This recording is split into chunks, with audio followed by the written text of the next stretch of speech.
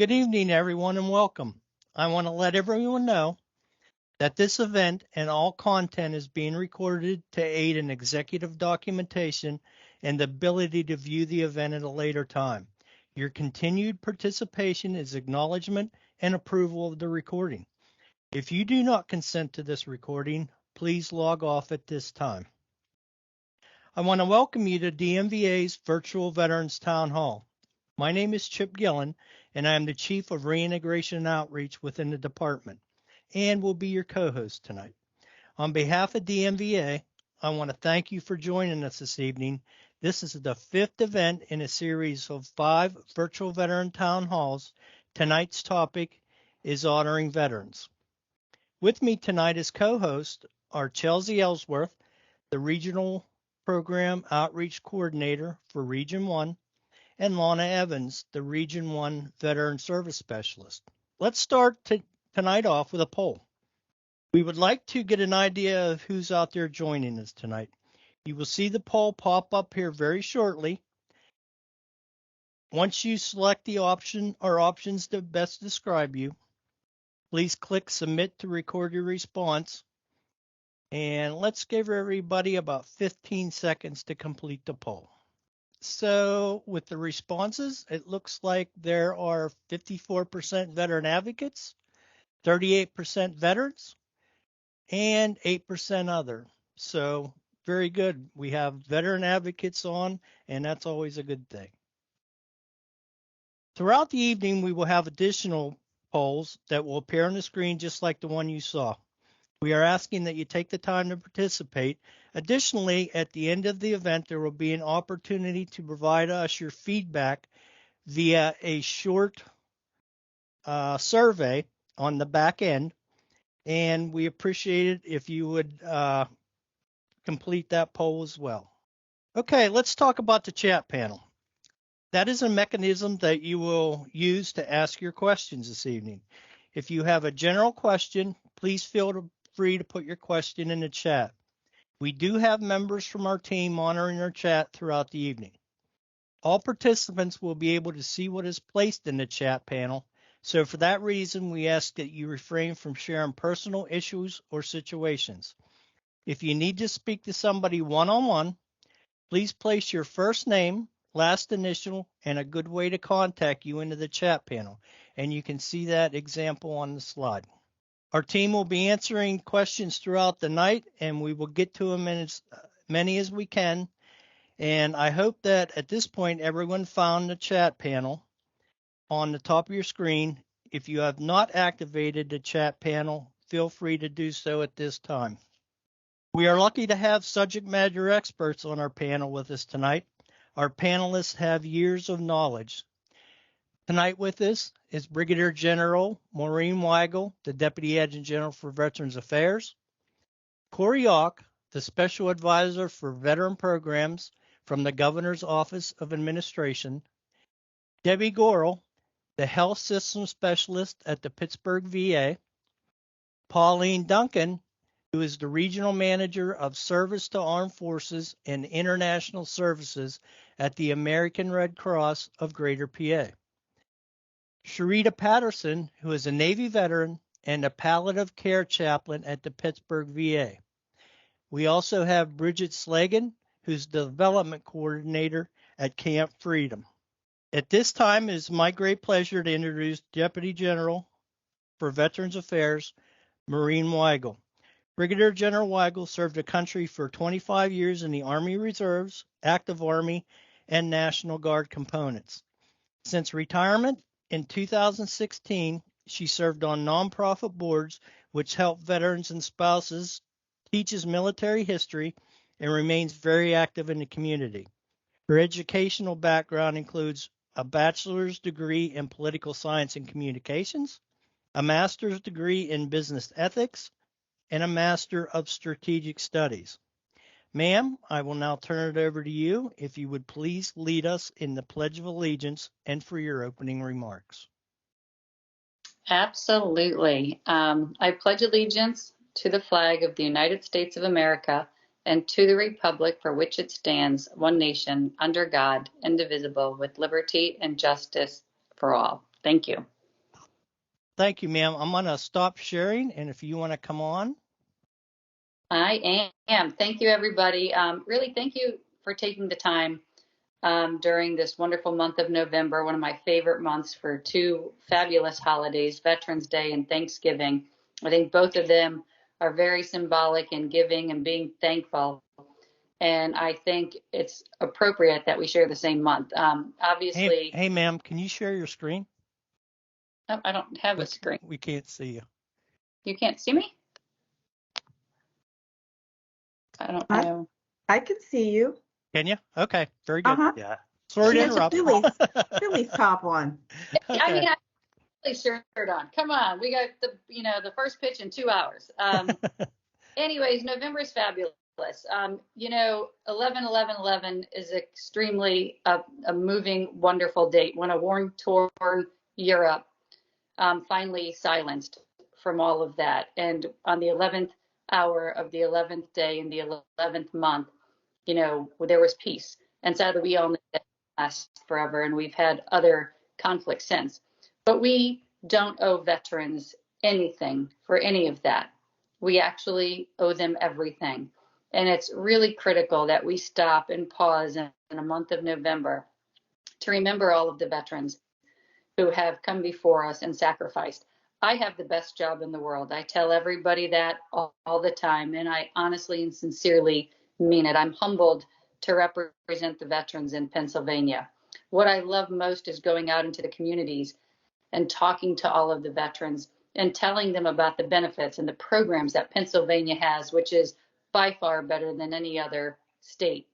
But what I also love most is to learn the stories and listen to other veterans talk. And many times when I speak, there are other guest speakers, and I learn so much. And one of my favorite stories that I need to share is a speech I gave last year at a representatives breakfast. And I met for the first time a gentleman named Ralph Galati, who was a fighter pilot in Vietnam. His plane was shot down, and he was a prisoner of war. And he was a prisoner of war for 2 years. And he shared the prison with Albert Alberson, who was the longest prisoner of war during Vietnam. He was a prisoner of war for almost 8 years. And what Ralph said during his speech has never left me, and I'm probably going to misquote it a little bit, but it's pretty close. He said he is so proud to see so many POW MIA flags flying today. It took about 15 to 20 years after Vietnam for that to happen. And he said, when you're a prisoner of war, and you don't know what day it is, and you don't know what's going to happen to your life, there's one thing you want to know, and that is that nobody has forgotten you. And he said every time a new pilot was shot down and came into the camp, first thing they would do is tell those pilots how to survive, what not to do and what to do. And the next thing they would do is say, what day is it? What month is it? What year is it? Who's the president? Are women still in miniskirts as a joke? And are they still looking for us? Did they forget about us? And I think when I reflect on those words, and he said it with such fun, and he said it with such a fun zest and spirit, and he didn't let anyone get choked up like I am. I think you need to pause and think about some of the sacrifices our veterans made. So what we do at the Department of Military and Veteran Affairs, at the leadership of Major General Mark Schindler, is we try to represent and ensure that we have all the resources and programs in place to take care of the wonderful veterans that have sacrificed and served. There's still about 13,000 World War II veterans in Pennsylvania, a little over 45 to 50,000 Korean War veterans. We still have about 261,000 Vietnam era veterans, and we have over 262,000 post-Gulf War veterans and veterans that are still serving. It's amazing to see how many folks still sign up to support and defend the Constitution of this great country. It makes me so proud. And it makes me so proud to work with the veterans. When you go to one of my nursing homes and you talk to a World War II veteran or another veteran, they remember who jumped on D-Day with them. They remember their experiences. They remember those that were in the foxholes. They remember their command sergeant major. They remember their drill sergeant. It's amazing. And that's what makes veterans so special, because we have a special bond. There's no other way to really bond with someone than you're cleaning a weapon for about 6 hours because it's filthy, and you're sitting in Iraq not doing anything else but talking to someone. Small talk goes away, and you build a kinship and a friendship, and you get to know people at a much greater level. And that just is the coolest part of veterans. And that's why it's so fun to go out and about and talk to the veterans. But more importantly, it's important to serve them. And I'm going to just briefly talk about what Pennsylvania is doing. We are obviously not funded to take care of all the veterans in Pennsylvania. We rely on a few pillars of strengths. First and foremost, our county directors. They're amazing. They are the lifeline to support. We have 67 counties in Pennsylvania, and we have county directors that are veteran advocates that will help you do your claims, benefits, and find your local resources.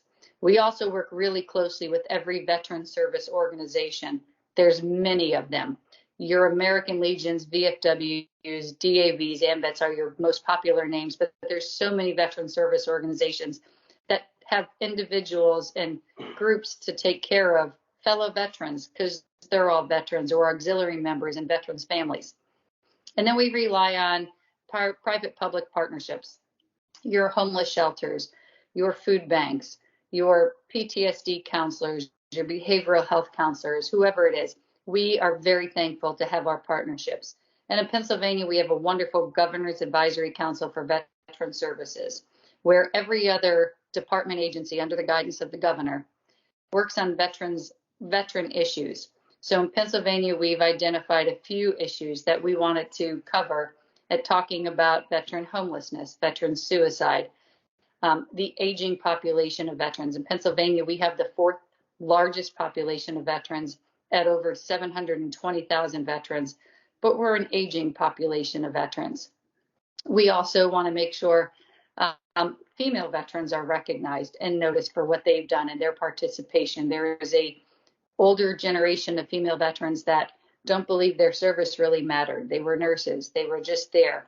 So we want to make sure that these veterans and these female veterans know that if they serve, they have access to benefits, and their service mattered no matter what you did. We also have a wonderful partnerships with corrections in the justice program. We have 25 veteran courts in 25 counties, and we have veteran service units at 5 of our state correctional institutes, which has really cut down on the recidivism rate and also ensures that those veterans that leave the prison system have a place to live and a job to have. It's amazing, those partnerships. And economic and workforce development, we want to make sure that everyone knows veterans bring skills to communities and organizations, and they are wonderful candidates to have in your corporations, your small businesses. And we want veterans to come back. 200,000 veterans leave active duty every year. We want them to come to Pennsylvania. It's a wonderful state to live in, and there's so many state and federal benefits available to you. And I know Corey Ock's going to talk about a little bit, but we also want to recognize all the veterans that work for our state. There's so many veterans. So I won't steal your thunder, Corey, because I know you're going to talk about it, but that's our Governor's Advisory Council on Veteran Services. It's amazing, and it's very unique. Many states do not have the same kind of partnerships and support that we do. So I'm going to let the other folks get up and talk. If you want to learn more, I know that Chip will probably jump back on. But if you want to know how to help veterans or where to find resources, I want you to go to PA Vet Connect, dmva.pa.gov/PA Vet Connect, or just Google PA Vet Connect. That'll give you the phone numbers and contact information for your county offices, your RPOCs. I know Chelsea's on and other folks are on. We have regional coordinators that are building relationships. And we want you to know how to help veterans. If you don't know where the closest homeless shelter is for women or where the closest food banks are, we all need to take this community of support and make it a community of support. We need to make sure everybody knows where to find the resources and where to refer veterans for services, whether it's a job, a career, or whether it's just getting some money this month to pay your rent. And there's many issues, but there's also many strengths. And I want to say thank you to all of our partners in Pennsylvania that are on the phone today, that are on this call, and everyone that supports our veterans. And thank you again for taking care of our veterans, recognizing them, and pausing today to just honor and say thank you to our servicemen and women and their families who've supported them. So thank you very much, and I'm looking forward to the rest of the discussions. Well, thank you, ma'am. We here within the department appreciate your leadership. Absolutely. At this time, I would like to introduce our first panelist who will share information on the Governor's Office of Administration's Honoring Veterans Program. Corey Ock is the Special Advisor for Veteran Programs within the Office of Administration. Before joining the Commonwealth, Corey served for 28 years in the Air Force with assignments ranging from the combat zone to the Pentagon. He transitioned to the state in 2017 and has been in on the creation of programs that focus on Commonwealth employees with their military service. Corey, please share your screen with us, and the time is yours. All right. Thank you for that introduction, Chip, and thank you for giving me the opportunity to come be a part of the Honoring Veterans. Let me see, hit the right button here to share the screen. Go. Does everybody see that? Yep, you're good. Okay. So as Chip mentioned, I work in the Pennsylvania Office of Administration, so the Central Office of Administration, which owns the HR and IT departments, kind of an inward focused branch of state government. And we, in the state of Pennsylvania, as already mentioned, have a large number of veterans, obviously, throughout the population, but it shouldn't surprise any of us that we also have a large number of veterans that are employed by the Commonwealth of Pennsylvania. And I wanted to spend a little time, we've created kind of a program basically from scratch in the last few years. So Chip asked that I share kind of the things we've done. We're not unique in the way we honor our veterans, but it sure is a prideful thing to be a part of such an effort. So I'll take you on just a little journey. So first off, too far.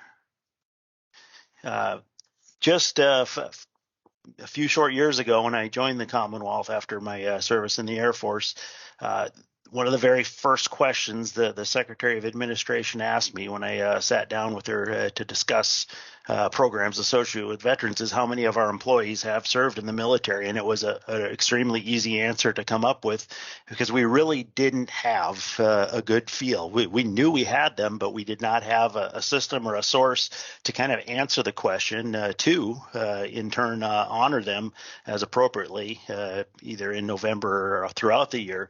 So we began a journey that kind of started with a lot of existing data in very disparate places, trying to gather them together. We have state systems that we knew, if certain people were hired with veterans preference, we knew if other people had taken a military absence, if they were in the Guard or Reserve. We had, 5 or 6 different places where there was data that existed, but it hadn't been, pulled together and kind of given a name and a face associated with it. We were also asking the question of have you served, but not really capturing the answer. And so we start asking those questions and kind of, my plain talk on the back of a napkin, we started tallying up as we started bringing these different sources together. Quickly went from 3,000 to 5,000 to 9,000 to 12,000. At one point, we reached out. I still had some connections to people in the big federal VA and just asked them a comparison of our employee database against their employee database to give us an aggregate total if we were on target. And that came back with, about 12,000 to 15,000, depending on how they counted their numbers. And so we knew we were on the right track. Then in 2019, we consolidated much of that stuff, and we had our first, formalized tally of how many of our employees had actually served in the military. And it turned out that it was 1 in 5, which is not an insignificant amount for any workforce. So as an employer, to know that 1 in 5 or 20% of your workforce served in the military was a great point to go forth. Today, the data, bottom of the slide shows about 14,000 of our active employees are have served in the military, and of those, 1,000 are still serving in Guard or Reserve component. So the next thing that really enabled this program to launch and begin is you had to commit the resources to it. Both, my position inside of the Office of Administration, dedicated people that are going to look at and figure out the methods that we capture the data. Agencies out there, we had a great briefing today at the Governor's Advisory Council from the Department of Corrections, and they've really put in resource in.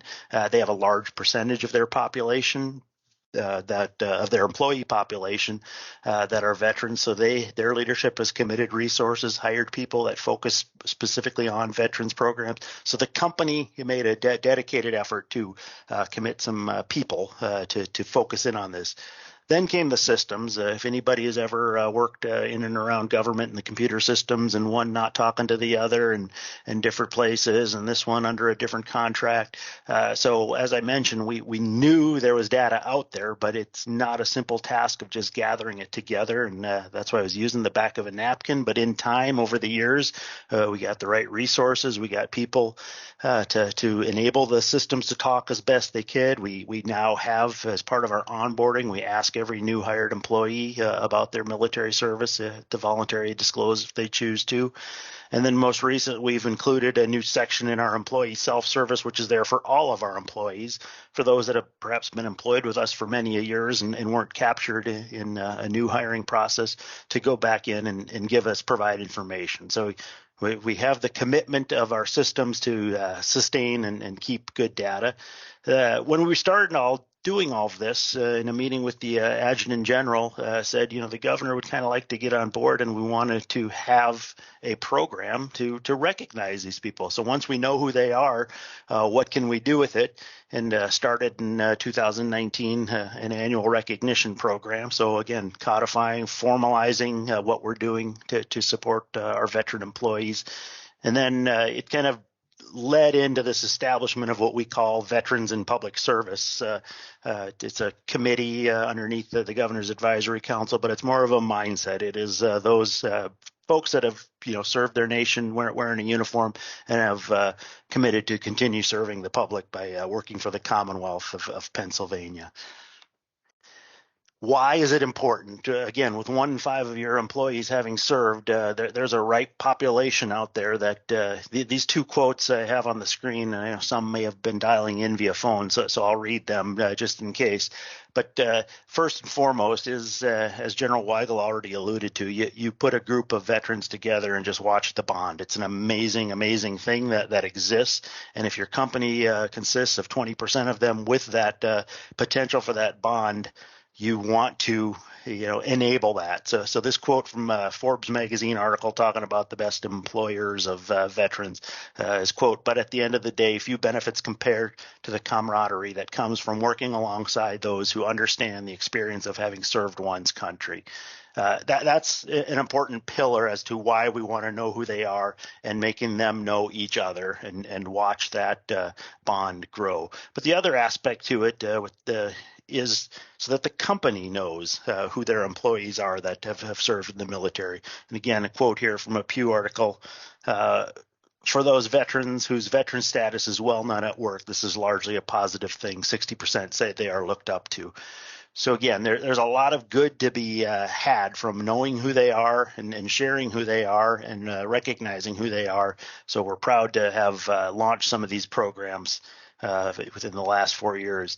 Veterans Day, November, kind of the two pivot points that the ultimate culmination of our recognition programs. On Veterans Day for the last 3 years, Governor and the First Lady have sent out a video specifically to the employees that served in the military and are still serving. So those 14,000 very much directed message at them. So we appreciate the support. Again, thinking of us as an employer from our CEO, acknowledging that portion of the workforce. That recognition campaign that I mentioned on the right-hand side of the slide, you see we give a little, it's just a small token. It's a little lapel pin along with a note from the governor. It's a decentralized recognition campaign, so we get the lists out to the agencies and allow them to foster that program, which works inside of their culture, so that they can make it special for those people. Over 17,000 pins have been given out since the inception of the program, so it's a pretty special thing. Again, it's a small, insignificant pin, but what it does is the identification of our veterans that enables that bonding to go forth. And then last, on the bottom of the slide, what really the bread and butter of this all is what happens inside of the offices. Again, we're a large workforce, 75,000 plus. So the more you can cascade this down and what takes place inside of the offices or the regional offices or the district offices or you name it, the luncheons that go on, the bulletin boards with Veterans Day with who served and where they served and pictures of them in Vietnam and all that type of stuff is really where the growth and the popularity of the program continues to go. Again, only 4 years into this, this slide kind of where we keep our emphasis on the data accuracy. You can't overstress that. I've talked quite a bit about the systems that are all out there, our ability to tap into the existing workforce and have them answer those questions so we can know who they are. Early on, there was hesitation. I don't want to be on a list. But then as we're now into the 4th year, I've fielded many questions this year of how can I get on there? I see what's going on and I want to be a part of this special thing. As I mentioned, the recognition campaign, 4 years and running, we're giving out about 1,200 pins this month, cascaded out throughout the agencies to recognize those new employees. So if you think about it, in 2019, the first year, we gave out 14,000 pins because that was the first year of it, knowing who they are. Since then, conceptually, it would be any new employees hired that would get this special recognition in the November timeframe, and then any employees that have been in our workforce that we hadn't caught in previous data catches. But more importantly then, so now we recognize those new folks, but providing the agencies the total list of anybody who had been recognized in years before, so they have a total list of who their veterans are, call it the Veterans and Public Service roster. That's what's facilitating that bottom line of the agency endeavors and watching what goes on in the offices, is that they now know who they are, an important part of it, and watch them go. Personally, I have great joy throughout the year when the service birthdays come up. Inside of our data, one of the voluntary questions we ask is which branch you served with. So I send out a little note to, I've got one queued up and ready to go to the Marines next week. And, usually throw in a little personal experience to spark some dialogue. And I get to play pen pal with these people.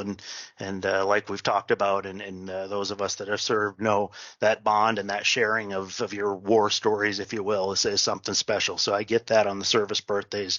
And again, on Armed Forces Day, we have about anywhere between 1,000 and 1,100 of our folks that are still actively in the uniform and serving Guard, Reserve tours as needed.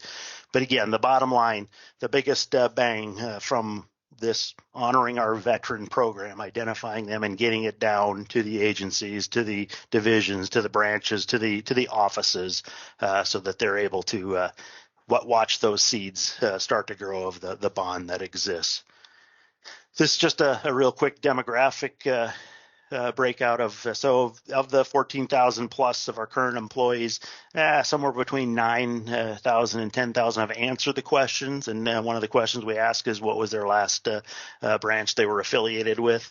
No surprise, having spent a good share of my active duty time in the joint world. The Army always comes in mass, and they have the largest share of our pie, but pretty well balanced between the other services and our small contingent. I want to say we have about 150 coasties represented in our workforce as well. We're still anxiously awaiting our first Space Force veteran to join, but I expect that'll be a couple years perhaps before we see those. But this, like I say, enables contact. Veterans value or identify strongly with their service affiliation. So this has enabled, like I say, the birthday messages and things of that nature, and who knows what the offices are doing with this stuff as well. So it's just easy data to share and to help honor our veterans. Like I say, the concept behind it is we want them to know each other, those that work within and when you think about it as an employer, if 20% of your workforce is of this categorization, that in and of itself can serve as a recruiting mechanism and generate interest. So we want them to know each other, bond. We want the company to know them, and the bottom line is that they're all valued, recognized, and respected, and we're so proud to have them on the team and working for the Commonwealth. Like I say, it's not a new idea of how to do it. A little surprised that hadn't been done historically, but we've made progress in the last 4 years, and I'm pretty sure it's got some deep, enduring value, and it'll stick as part of our company culture for the foreseeable future. So again, Chip, thanks a lot for giving me the opportunity to share what we're doing, but this is just honoring a small segment of the veterans in Pennsylvania, but we're proud to have them working for the Commonwealth. Well, thanks for the information, Corey. Perhaps explaining Pennsylvania's program with our people on the call.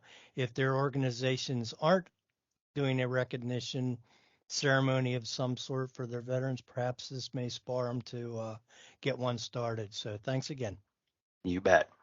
Okay, at this time we're going to do our first poll question. The poll question will appear on your screen. Read the poll question and then please choose your answer and then click submit. We will give about 10 to 15 seconds to make your selection. All right. So 86% of the audience, they do have a program. 13% no and 7% don't know. All right. Well, that sounds like a majority of the people do recognize their veterans, so that's good stuff. Okay, we're going to move to hear from the three members of the Pittsburgh Veteran Community Partnership. Debbie Girl serves as Health System Specialist at the Pittsburgh VA. Pauline Duncan is the Regional Manager of the Service to the Armed Forces and International Services at the American Red Cross of Greater PA. And Sharita Patterson is a Navy veteran and the Palliative Care Chaplain at the Pittsburgh VA. In honor of Veterans Day and National Hospice and Palliative Care Month, they will be sharing ways that their work together promotes honor, respect, and dignity for seriously ill and dying veterans. Debbie, please share your screen, and the time is yours. Can everyone see that? We can. Perfect. I'll turn my camera on here. And thank you so much, Corey, for that. It seems like we're trying to do the same thing in healthcare because so many veterans get their healthcare outside of the VA. So we're just really enjoyed what you said. So good evening, everyone. We are delighted to have this opportunity tonight to share our admiration for veterans and their families along with everyone else that's here. We're going to talk tonight about honor, respect, and dignity for seriously ill veterans, dying veterans, and their family members.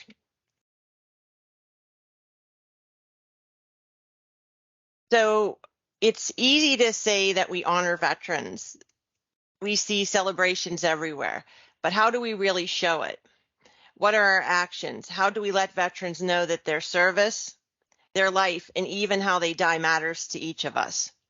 So my name is Debbie, as they introduced me. I work as the health system specialist at VA Pittsburgh, and the specialty area that I work in is palliative care. We work with seriously ill and, again, like I said, dying veterans. I also have the opportunity to work with VISN 4, which, as many of you know on the call, is throughout Pennsylvania as well as a portion of Delaware. And because of that, Chaplain Sharita and myself have had the opportunity to work with the Hospice and Palliative Care Network of Pennsylvania. So we've had the opportunity.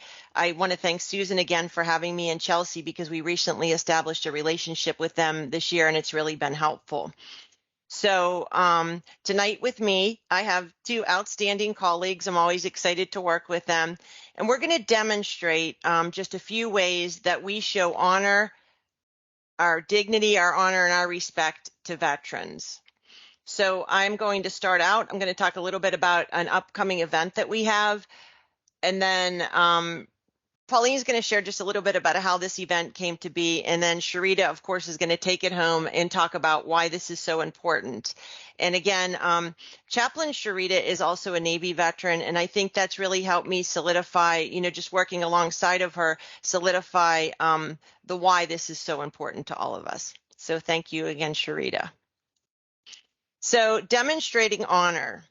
In our short-term time together, we're going to share how we work to ensure that seriously ill and dying veterans get not only respect and dignity that they deserve, but also veteran-specific care.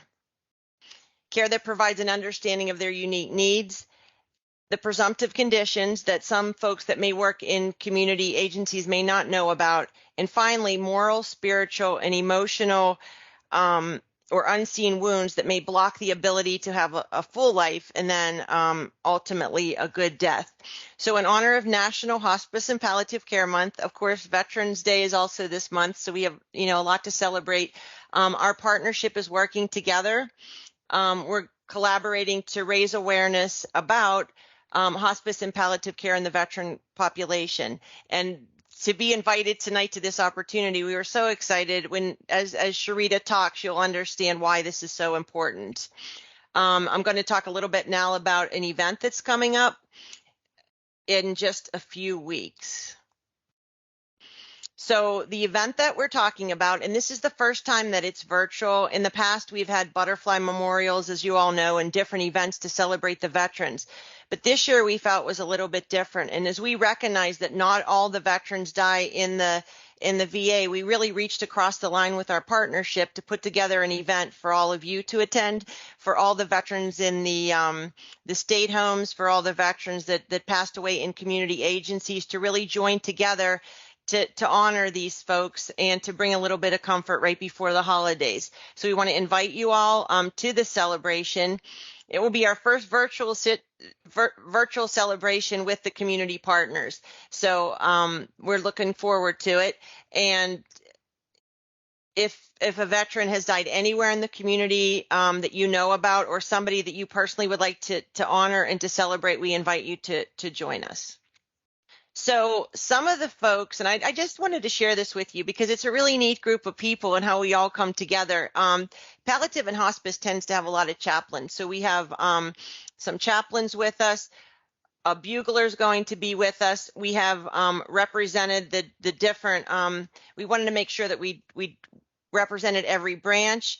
We also have AGH Healthcare at Home, and we have, of course, the American Red Cross, and as well as Gallagher Hospice and Hope Grows, which is an amazing organization that uses horticulture to work with caregivers. So we're just really fortunate to have a great team, along with music from a student from the University of Pittsburgh. So the point is to show you that we reach across everywhere we possibly can to get people to join and to understand just what veterans need at this point in their life. So at this time, I'm going to turn it over to my wonderful colleague, which you may already know, Pauline Duncan. Hi, good evening, everyone. As Debbie said, my name is Pauline Duncan, and again, I am the Regional Manager for Service to Armed Forces and International Programs for the American Red Cross of Greater Pennsylvania, and I cover 61 of those counties. So just a little bit of things that we do, and we've always done for a number of years now. We have volunteers that we place at the VA hospital, and then we also have some just other programs that we offer to military families as well as veterans and their families as well. Also, I am the co-chair for the Pittsburgh Veteran Community Partnership, which is what we're going to talk about here tonight. So this collaborative event that Debbie was just mentioning is sponsored by the Pittsburgh Veteran Community Partnership, which is a group of community and VA members who serve together to ensure that seriously ill and dying veterans and their caregivers have access to the widest range of choices and services. We have a quote from Abraham Lincoln. This quote was, he had gave this at his second inaugural address, and this is one of the mottos of the VA, is to care for him who shall have borne the battle, and for his widow and his orphan. And I think that's a testament to what the VA provides to seriously ill veterans, and as they're, in service and dying. Through advocacy, education, and our shared vision, our focus remains to provide consistent quality veteran-centered care in both the VA and community. So through changing times in healthcare, obstacles, and even a global pandemic, we have placed the veterans at the center of our work together. Next slide, please. Okay. So it takes all of us working in unity. So the excellence in care begins with building relationships with community agencies, staff, that improves the end of life experience for seriously ill veterans and their families. Equipping community staff to identify and address service-related conditions, and also respecting the veteran's choice and wishes for care. So when we look at the majority of folks dying in the community and not in the VA, these are the things that we're going to be looking for and respecting those veteran choices. Partnerships and connections. Teach what we know and learn what they do. Learn where each organization intersects to provide warm handoffs to serve in service and seamless care for seriously ill veterans. We want to make sure that if we are looking to for referrals for the veteran and their family members, that it is a warm handoff, and that this is a service that is going to provide what they say that they do provide. Train frontline community staff on veteran programs, eligibility, and services. So access to care, who is the contact, and the healthcare benefits is one of the things too that we always speak about. Promote an awareness of the distinct healthcare needs of veterans versus non-veteran patients, residents, and their family members. And now I'm going to turn it over to Sharita, Chaplain Sharita.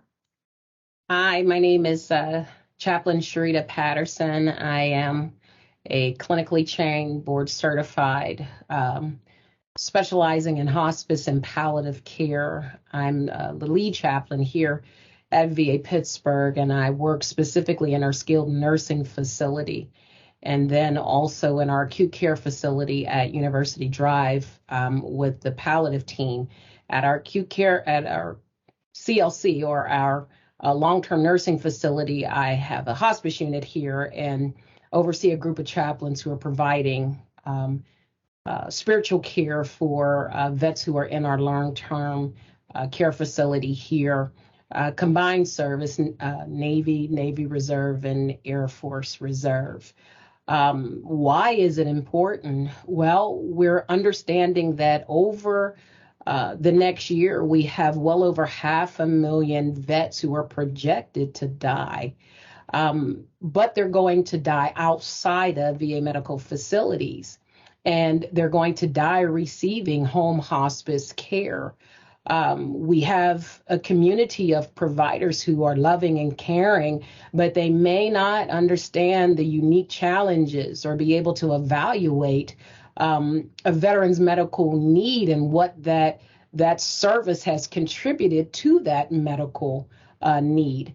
Additionally, for the veterans with PTSD, moral injury, which is new language and conversation, suicide ideations, many of the community hospices just don't have what they need at this present time to provide a lot of the mental health expertise, and as we're training them in identifying distressing issues in their final weeks of life. So this is important work for us, because this is the work that we're doing to make sure that our partners, that community agencies, that those who are working with our veterans in the community are properly trained and have the resources, or at least the access to the people who provide the resources for our veterans. So why is it important? Because our veterans care. Our veterans are important to us, and because we as an agency care.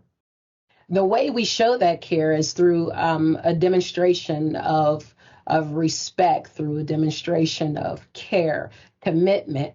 We do that by offering comfort when they're moving through life-threatening, life-limiting illnesses. Palliative is just that. It is supportive care. We want to offer relief for some of the issues that might become symptomatic while a person is struggling with some of these life illnesses, life-limiting and life-threatening illnesses. And we do that through comfort while they're receiving pain management or symptom control. We look at the holistic person. So spiritual for us is not religious. When we look at a person holistically, we're looking at mind, body, and spirit and attempting to determine for these individuals and their families what gives them hope and meaning, because that's what they usually will want to tap into when life gets tough. We provide emotional support, not just the veteran, but for those who provide care for extended families. So there are many things that are put into place to not only support the veteran, but for the caregivers who support our veterans. It's important. Psychosocial and spiritual support. One of the things that many people have asked me is, what do you do? And my answer is simple. It's to produce a good death. And as I'm usually looked at in quandary, I usually follow that with a good death for me is one where a patient is reconciled to self, others, and transcendent. And those are the issues that we work through. And it brings about a lot of psychosocial stuff at the end of life. But myself and our chaplains who do this work are very well equipped to handle those issues that might present themselves as distressors or existential crises that happen at the end of life. We partner with our social workers to make sure that the social supports are available so that veterans are comfortable. You know, when we say comfort care, are we looking at what all it takes to be comfortable as a person is transitioning from life to death? So that includes mental, emotional, spiritual, financial. What happens after the death is still something that we work with. Over the last year, I was able to transition one of my part-time staff into what you would know in the community as a bereavement specialist or bereavement coordinator. A good number to know is that in last year, that would be from 2020 to 2022 or 21, he made over 2,200 calls to veterans who had become deceased in that year. That was inpatient, outpatient, every person that contacted this VA in Pittsburgh who had received any kind of care associated with this VA, that's all he did was make phone calls, offered condolences. For those who died inpatient, I follow up with condolence cards, and then we provide bereavement support and letters. So it really is a full contingency, and these are the things that the Veteran Community Partnership does. We look at our collaborative effort.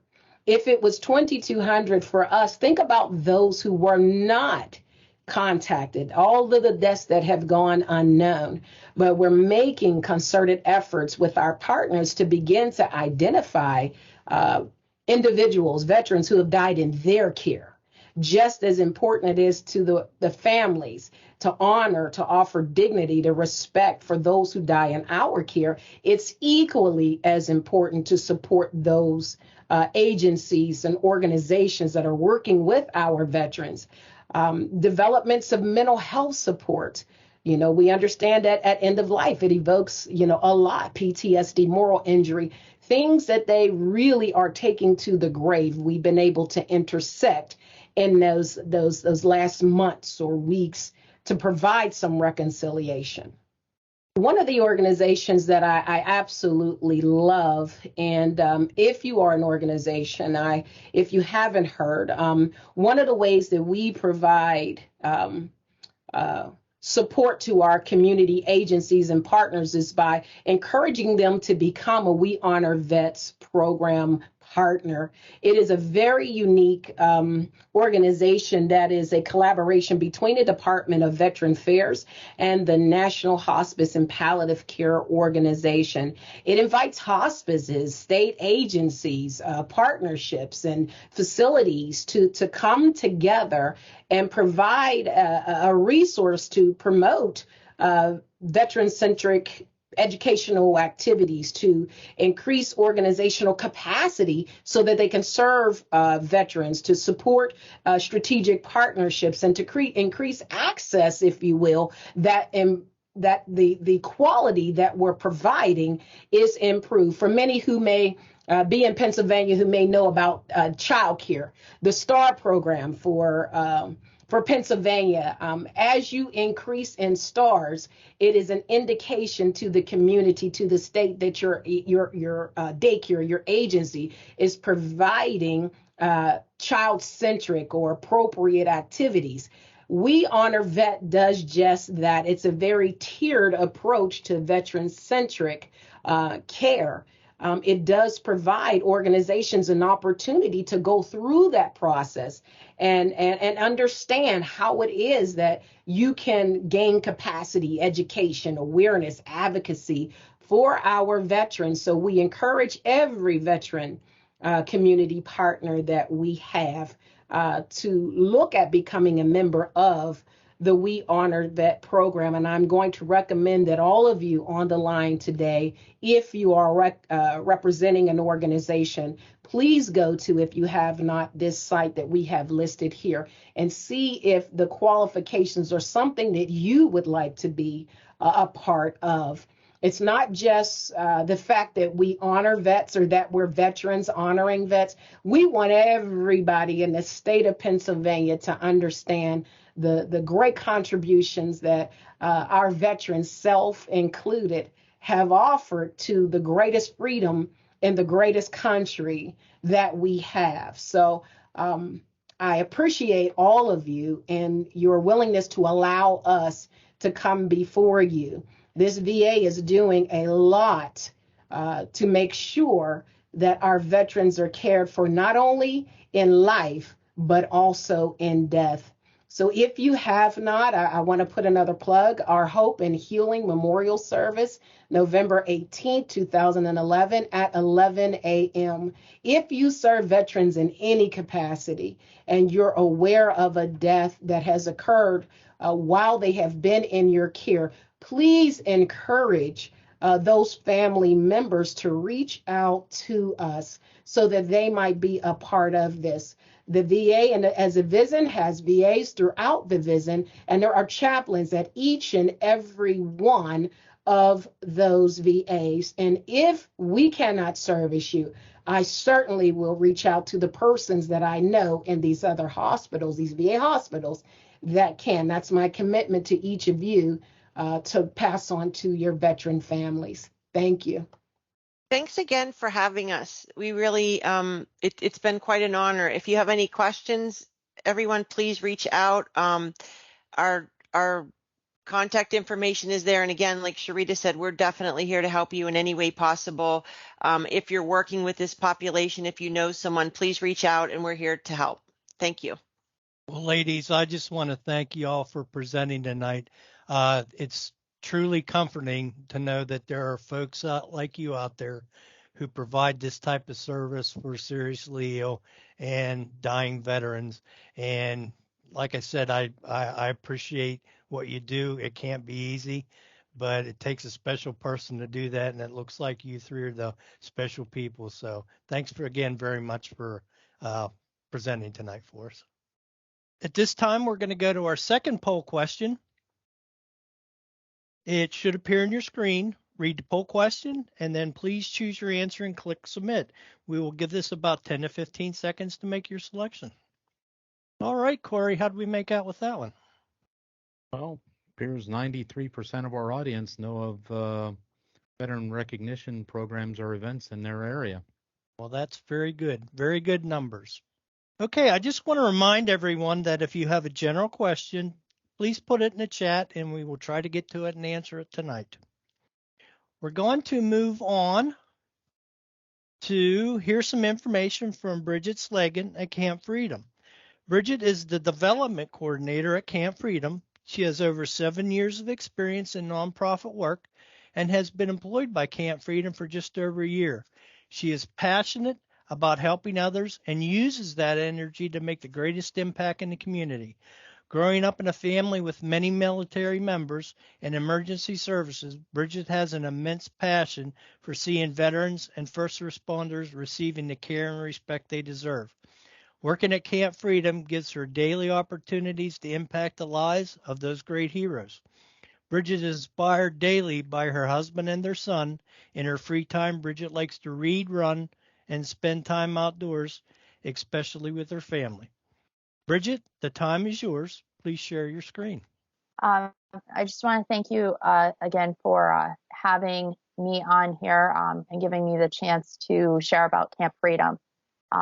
Scrolling through my screen is just a couple of the pictures of what goes on at Camp Freedom. So our mission at Camp Freedom is to provide healing outdoor adventures for veterans, first responders, their family members, and Gold Star families. We combine the outdoors and those adventures such as hiking and biking, fishing, hunting, with peer-to-peer interaction and camaraderie. And we have found that to really work well with giving our vets and first responders a sense of purpose. We've had quite a few that have come in with suicidal ideology and have left with a renewed purpose in life and hope, and have taken some who have shown up with just days before with a loaded pistol in their mouth and are now very successful in the work field and doing well. So just a little background on Camp Freedom. Bill and Laura Bockenberg own Lehigh Valley Sporting Clays, and through their time there, they had some individuals with disabilities that came up to them and said that they were what they really wanted in life was the ability to be outdoors doing what everyone else had the ability to do. And so Bill and Laura went on a mission to find the perfect place to do that. And they were able to secure property just outside of Carbondale, Pennsylvania, where they purchased the property. And in 2018, our director and a small handful of individuals remodeled a log cabin that was there and started working the property. That fall, they opened up, weren't quite sure what exactly they were going to do, but knew that they wanted to get people on the ground. And that year they had 49 guests. In 2019, they went full bore, feet on the ground, running full steam ahead, and had 700 guests come through. 2020, in the midst of the pandemic, we weren't really sure what was going to happen. They had 1,400 guests. Some of the biggest jump came from our first responders and law enforcement officers. They found security and safety in our location and felt a sense of family with our staff and other guests that were there. Last year, we had over 21 guests on property from over 35 states. The way we get guests at our property, we day to day have activities that individuals can do, anything from just coming up and having coffee with our staff to doing fishing, hiking, biking. We have 2,300 acres of property with a lot of opportunities for people to be outdoors, just spending time in nature and finding that calming that comes through that. We also have events throughout the year. We have some fundraisers such as our Gun Fest and our banquet. But probably my favorite event up there is our Summer Salute, which is a day that we open up camp to all first responders, veterans, and Gold Star families. and their family members. And we provide lunch for them and activities throughout the day. And it's just our way to say thank you for the service that they've provided our country. This year we were able to serve 300 people at that event, and next year I'm hoping to expand that and reach more of our heroes to be able to bring them in and honor them on that day. We also do extended stay hunts, and what that is it's a time for disabled veterans, first responders, and Gold Star family members to come up to camp, and they spend a week with us, one-on-one guided hunts. And it really has become a neat process to see, because they come in Monday afternoon. We usually have 2 to 4 guests come in at a time, and they don't really know anyone when they're coming in. They don't know what to expect. And frequently we hear that when they drive through the gate, they just feel a sense of peace and security. And what happens over the next 4 days is they become friends with each other as well as with their guides. So they come in on a Monday afternoon. Tuesday, Wednesday, Thursday, they spend the day with a guide, one-on-one guided hunts. And then Friday they depart, and they spend all of their meals together. Their time with their guide is a very sacred time where it's just the 2 of them in a tree stand, or 2 of them in a blind, and they get to know each other. And most of our staff and guides are either veterans themselves or family members of vets, so they've kind of worked through the process themselves. So they have that connection that Corey talked about, that camaraderie, that bond of being a vet or being a first responder, and having people understand what they've gone through, and just really be able to share their stories. With that, we've by the end of this year, we'll have served 40 different states through our extended stay program.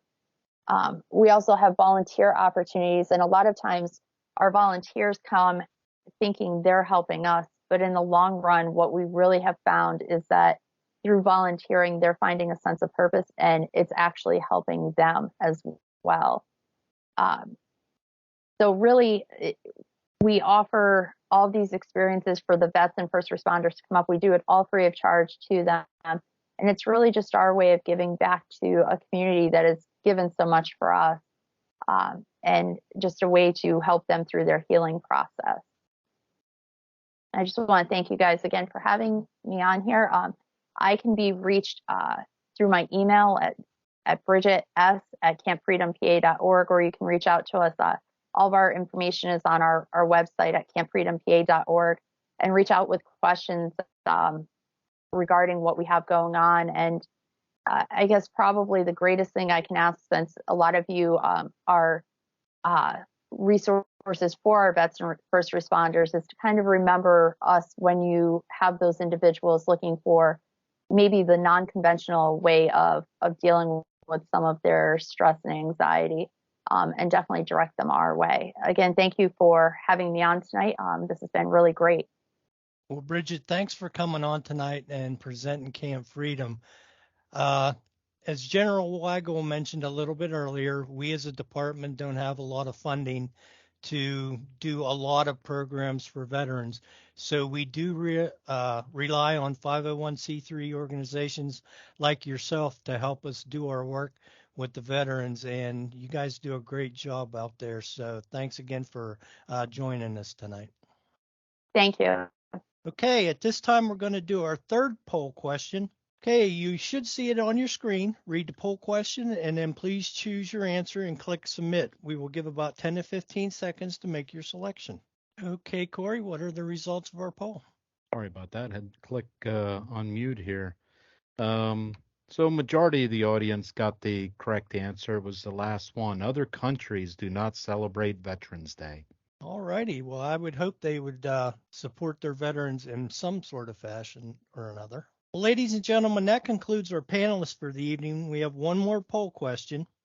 And at this time, we're going to put it up on the screen and read the question, choose your answer, and click submit. We'll give you about 10 to 15 seconds. Oh, look at that. All the above.